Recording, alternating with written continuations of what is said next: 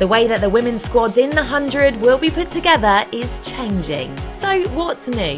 Well, in 2023, women's squads will be assembled via a 3-stage player selection process: retention, draft and open market. First up, retention.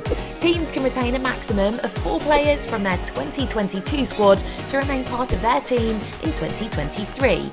Of these 4, each team can retain a maximum of 3 marquee players, which are England women's centrally contracted players or overseas players. There can be no more than 2 England or 2 overseas as part of the 3 marquee players. Teams don't have to use all of their allocation of retained players, meaning they would have more slots to fill in stage 2 of the process. Teams and players can negotiate a different salary to which they were signed in 2022, and players don't have to accept a retention offer if they don't want to. All non-retained players will then be released and can be signed in either the draft or the open market. Released players can still be re-signed by their 2022 team later in the process. And that brings us on to stage 2, the draft. Teams will draft players in turn to fill up the top 8 positions in their squad. This will take place in early March.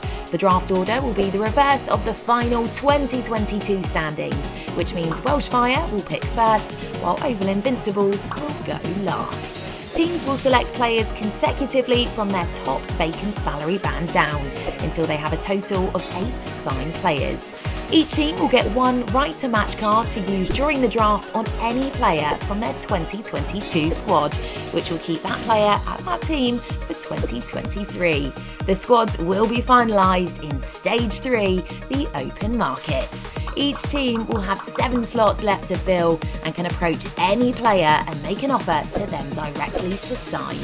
All teams must finalise their 15-player squad ahead of the competition starting, with all squads needing to meet the squad composition criteria, which has a maximum of 3 overseas and 3 England women's central contract players. So there you have it, that's how the women's player selection process will take place for 2023.